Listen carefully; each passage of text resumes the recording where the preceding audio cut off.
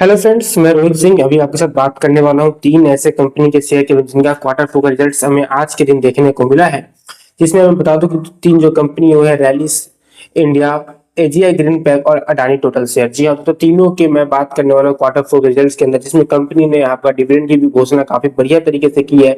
जहां पर company result कैसे है इसके बारे में अच्छे तरीके से बात करने वाला हूँ। तो दोस्तों वीडियो को पूरा देखिएगा, वीडियो को थोड़ा भी स्किप मत कीजिएगा। काइंडली वीडियो को लाइक और चैनल को सब्सक्राइब करना मत भूलिएगा अगर आप हमारे चैनल पर नए हैं तो। चलिए वीडियो को शुरू करते हैं।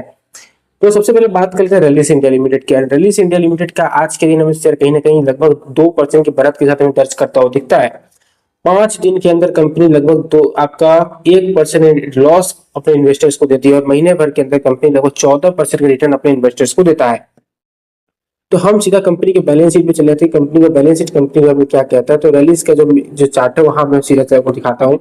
उसके बाद करें कंपनी ने कितने का डिविडेंड घोषणा किया इसके बारे में बात करेंगे। तो सबसे पहले बात कर लेते हैं यहाँ पे कि हम फाइनेंशियल रिजल्ट हमें देखने को मिल रहा है। जहां पे फाइनेंशियल रिजल्ट में देखे तो यहाँ पर जो फाइनेंशियल रिजल्ट हमें दिख रहा है वो है आपका टोटल इनकम। ये सब कुछ आपका हमारे फाइनेंशियल रिजल्ट के अंदर दिख रहा है। एक मिनट, यहाँ पे स्टैंड अलोन कंसोलिडेटेड बोल के कुछ भी अलग से नहीं दिया हुआ है। तो यहाँ मैं सीधे आपको लेके चलता हूँ कि आपका अच्छा सबसे पहले बात बता दूं कि टाटा एंटरप्राइज का एक रैलिस इंडिया हो जाता है। यहाँ पे जो कंपनी का जो टोटल इनकम जो है ये सारी की सारी आंकड़े करोड़ के अंदर है। तो मैं बता दूं, तो सबसे पहले अगर देखोगे आप तो कंपनी का टोटल इनकम इस क्वार्टर के अंदर 467 करोड़ का होता है, जो कि कहीं ना कहीं पिछले क्वार्टर में 632 करोड़ का था और पिछले साल सेम क्वार्टर के अंदर 441 करोड़ का था। तो पिछले साल के सेम क्वार्टर के साथ कहीं ना कहीं इस साल के क्वार्टर का में हमें इंक्रीमेंट दिखा, लेकिन पिछले क्वार्टर के साथ जो रिसेंट पिछला जो क्वार्टर गया उसके साथ हमें इस क्वार्टर के अंदर कहीं ना कहीं काफी ज्यादा गिरावट देखने को मिला है। उसके अगर आगे हम बात करें आपसे तो ईयर ऑन ईयर बेसिस पे कहीं ना कहीं हमें बढ़त दर्ज होता हुआ दिखता है। अगर आप देखो तो year on year basis 2600 crore से 2900 करोड़ के आसपास हमें जाता हुआ दिखता है, जो लगभग लगभग आपका 300 करोड़ के आसपास हमें बढ़त दर्ज करता हुआ दिखता है। कंपनी एक्सपेंस वगैरह को अगर हटा दूं मैं और पीवीटी के बारे में बात करूं यानी प्रॉफिट बिफोर टैक्स के बारे में बात करूं, तो कहीं ना कहीं अगर आप देखोगे तो कंपनी का जो पिछले क्वार्टर में कंपनी का लगभग 1 करोड़ का प्रॉफिट था, जो इस बार जाके 17 करोड़ का लॉस हो गया है। यानी कंपनी का इस क्वार्टर के अंदर लॉस आता हुआ दिखता है। लेकिन एक बात बताओ कि पिछले साल सेम क्वार्टर के अंदर कंपनी का 40 करोड़ का लॉस था, जो कहीं ना कहीं हमें दिखता है कि कंपनी जो है पिछले क्वार्टर से सेम इस क्वार्टर में अपने लॉस को रिकवर करते हुए दिखती है। वही कंपनी की बात करें ईयर और ईयर बेसिस पे तो कंपनी 187 करोड़ के प्रॉफिट से सीधे 250 करोड़ के प्रॉफिट पे जाता है। यानी कहीं ना कहीं कंपनी लगभग 70 करोड़ का तक का प्रॉफिट कंपनी दर्ज करता है। एक चीज देखिए, आप अगर मैं बताऊं तो आपको, तो कंपनी क्वार्टर क्वार्टर बेस पर ही कंपनी से भी लॉस दर्ज करी, लेकिन ईयर ऑन ईयर बेसिस पिछले साल प्रॉफिट में थी कंपनी और इस साल प्रॉफिट के अंदर हमें दिखती है। अब नेट प्रॉफिट के बारे में बात करें तो नेट प्रॉफिट कहीं ना कहीं अगर आप देखोगे तो 32 करोड़ लॉस में थी कंपनी पिछले साल के सेम क्वार्टर के अंदर, और इस बार जो कंपनी जो है लगभग आपको 15 करोड़ सेम क्वार्टर के अंदर लॉस में है। यानी कहीं ना कहीं कंपनी ने लॉस को कमाया है। और दूसरी बात, कंपनी का पिछले क्वार्टर के अंदर 2 करोड़ का प्रॉफिट था, आपका 2 करोड़ का जो था वो प्रॉफिट था। ठीक है, अब अगर बात करें आपको तो ईयर ऑन ईयर बेसिस के बारे में बात करें तो ईयर ऑन ईयर बेसिस अगर आप देखोगे तो 125 करोड़ के कंपनी के प्रॉफिट से कंपनी 184 करोड़ के प्रॉफिट पे जाके खड़ी है कहीं ना कहीं। यानी कंपनी लगभग 60 करोड़ की प्रॉफिट ज्यादा इस बार दर्ज की है। तो यानी कहीं ना कहीं कंपनी ने ईयर ऑन ईयर बेसिस पे अच्छा किया है। कंपनी को बोला जाए तो कंपनी ने पिछले सेम क्वार्टर से भी अच्छा रिजल्ट करने की कोशिश की है।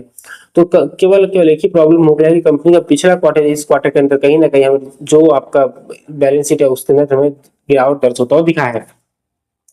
अब बात करें सीधा कंपनी के डिविडेंड करें, कंपनी ने कितने रुपए का डिविडेंड घोषणा किया है। तो अगर आप देखोगे तो मैं आपको थोड़ा सा एक काम करता हूँ, यहाँ पे सबसे पहले आपको मैं दिखाता हूँ डिविडेंड कंपनी ने कितने का घोषणा किया है। तो क्योंकि देखिए बहुत सारे लोग जो शेयर स्टॉक में होल्ड करके रखे हैं तो उनको जो है सोचा डिविडेंड, तो कंपनी ने आपका 3 रुपए के डिविडेंड की घोषणा की है, जिसको कंपनी ने अभी तक आपका इश्यूएंस डेट नहीं बोला, रिकॉर्ड डेट नहीं बोला है।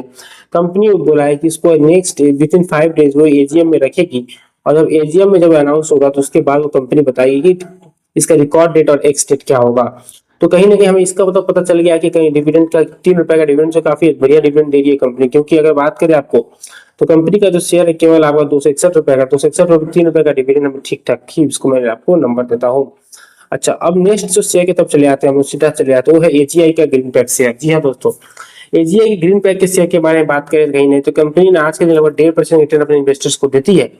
और 5 दिन के अंदर कंपनी लगभग लगभग लॉस ही देती है, लगभग 0.8% का लॉस कंपनी देती है अपने इन्वेस्टर्स को।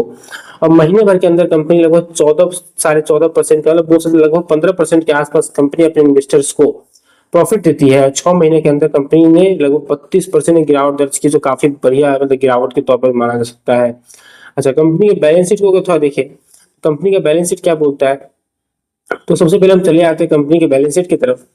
तो कंपनी का उन्हें कंसोलिडेटेड और आपका स्टैंडर्ड एक साथ ऐसे जो बैलेंस शीट होते हैं उसमें काफी ज्यादा प्रॉब्लम होता है जो चीजों को आइडेंटिफाई करने में, लेकिन चलिए अच्छा है कि हमें ज्यादा पेज स्क्रॉल नहीं करना पड़ेगा इसके अंदर। तो अगर आप देखोगे तो कंपनी का यहाँ पे मैं दोनों कंपैरिजन एक साथ करने की कोशिश करता हूँ। देखिए सबसे पहले जो सारे आंकड़े जो है ना वो किसके अंदर है, तो सारे आंकड़े जो है करोड़ के अंदर है, ठीक है। अब सबसे पहले हाँ यहाँ चले आते हैं। कंपनी का जो टोटल इनकम है वो 795 करोड़ इस क्वार्टर के अंदर होता है। पिछले क्वार्टर में 637 करोड़ था और पिछले साल के सेम क्वार्टर में 742 करोड़ था। यानी कंपनी ने कहीं ना कहीं हमें इंक्रीज करता हुआ दिखाया कंपनी का जो टोटल रेवेन्यू जो है कंसोलिडेटेड के अंदर।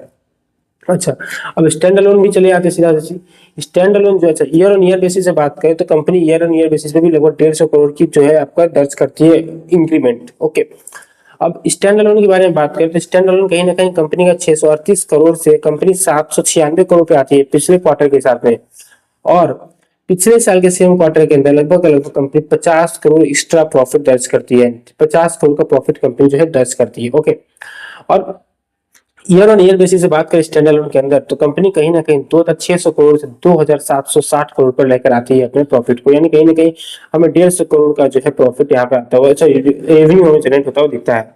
अच्छा, अब आगे बात करें कंपनी के आपका प्रॉफिट बिफोर टैक्स के बारे में, तो कहीं ना कहीं कंपनी का जो प्रॉफिट बिफोर टैक्स है उसके अंदर भी हमें बढ़त देखने को मिलेगी। क्योंकि देखिए पिछले क्वार्टर से इस क्वार्टर में 50 करोड़ का बढ़त है और पिछले साल के सेम क्वार्टर से लगभग हम इसके अंदर 26 करोड़ का बढ़त दर्ज होता हुआ दिख रहा है। और एक बात करें ईयर ऑन ईयर बेसिस से बात करें तो कहीं ना कहीं ईयर ऑन ईयर बेसिस पे 406 आपका 426 करोड़ से, ठीक है,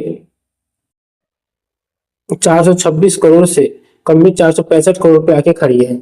यानी कहीं ना कहीं कंपनी यहाँ पे लगभग 40 करोड़ का जो है प्रॉफिट कंपनी जो है एक्स्ट्रा वो दर्ज करती है। ओके, तो अच्छा, अब अगर ये स्टैंड अलोन में देखें तो स्टैंड अलोन अगर आप देखोगे तो स्टैंड अलोन भी कहीं ना कहीं आपको पिछले क्वार्टर में 94 करोड़ से यहाँ 152 करोड़ पे आके खड़ी, जो कि लगभग 50-60 करोड़ के लगभग आसपास हो जाती है।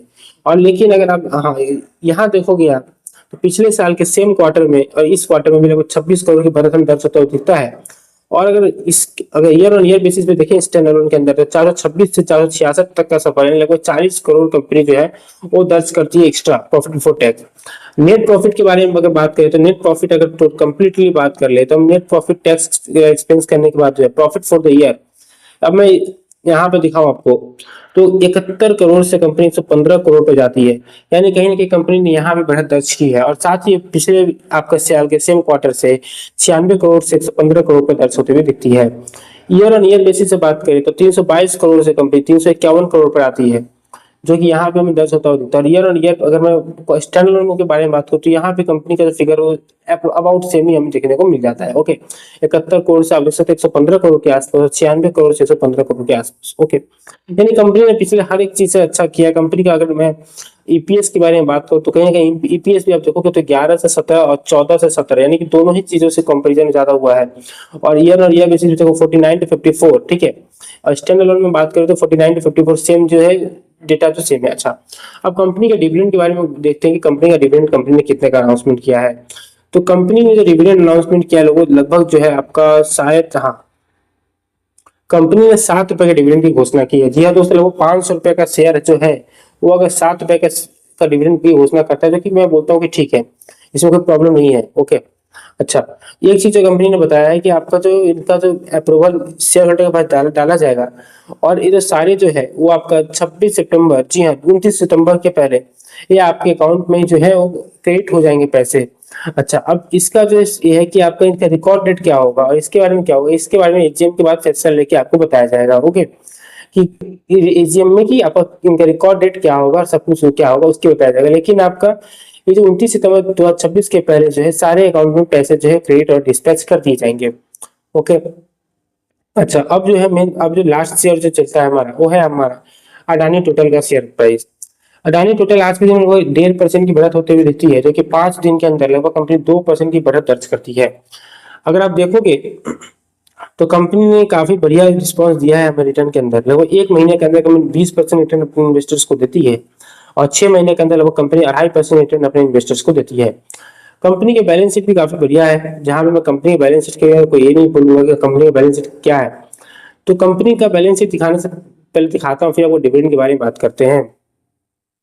कंपनी ने कहीं नहीं, अगर आप देखोगे तो 1600 करोड़ से कंपनी का इस पिछले क्वार्टर से यहाँ 1700 करोड़ पहुंचती है। पिछले साल के सेम क्वार्टर से कंपनी 1400 करोड़ से 1700 करोड़ पे जाती है। ईयर ऑन ईयर बेसिस पे का चले तो 5400 करोड़ से 5400 करोड़ से कंपनी सीधे 6400 करोड़ के पास जाके खड़ी हो जाती है। मैं डायरेक्टली आपको नेट प्रॉफिट दिखाता हूँ, जहाँ पे नेट प्रॉफिट कंपनी का जो है अगर आप देखोगे तो नेट प्रॉफिट जो आ जाता है वो 158 से 168 करोड़ और 154 से 168 करोड़, यानी कहीं हर केस में मिनिमम 10 करोड़ का हमें प्रॉफिट ज्यादा होता हुआ दिख रहा है। ईयर ऑन ईयर बेसिस से बात करें तो 1 करोड़ एक्स्ट्रा हमें प्रॉफिट होता हुआ दिख रहा है इस साल के इसमें। ओके, अब अगर ईपीएस की बात करें तो ईपीएस भी देखो आप तो 5.95 से, तो ईयर ऑन ईयर बेसिस बहुत ज्यादा फ्लैट ही रहा है, लेकिन कहीं ना कहीं आपका हमें प्लस में दिखा है, माइनस में नहीं दिखा ना, ठीक है। और यहाँ 144 और 141 से हमें दोनों ही केस में 153 के आसपास आता हुआ दिखता है। स्टैंड अलोन के बारे में बात कंपनी का कर लेते हैं। तो स्टैंड अलोन जो है कहीं ना कहीं अगर आप देखोगे तो स्टैंड अलोन जो है वो कंपनी का 1640 करोड़ से 1696 करोड़ पे जाता है और यहाँ पे 1456 करोड़ से अब कंपनी का लगभग दोनों ही केसों में एक में 56 करोड़ का एक्स्ट्रा और एक में आपका लगभग 140 करोड़ एक्स्ट्रा हमें जानने को मिलता है। Okay, 240 crore. Year on year basis से बात करें तो कंपनी लगभग जो है 1000 करोड़ ज्यादा रेवेन्यू यहाँ पे जनरेट करता हुआ नजर आता है। सीधा हम प्रॉफिट आफ्टर टैक्स के बारे में बात कर लेते हैं। तो प्रॉफिट आफ्टर टैक्स जो है हमें लगभग यहाँ पे पिछले क्वार्टर से 2 करोड़ कम दिखता है और लेकिन पिछले साल के सेम क्वार्टर जो हमें 6 करोड़ ज्यादा भी देखने को मिलता है। ईयर ऑन ईयर बेसिस से बात करें तो 648 से 636 जहाँ में 12 करोड़ की हमें कमी दर्ज होते हुए दिखती है। और ईपीएस के बारे में बात करें तो ईपीएस भी हमें कहीं ना कहीं 136 से 142 दिखता है, लेकिन 143 से 142 पिछले क्वार्टर में दिखता है और ईयर ऑन ईयर बेसिस में 589 से 5.79 पे हमें आता हुआ दिखता है।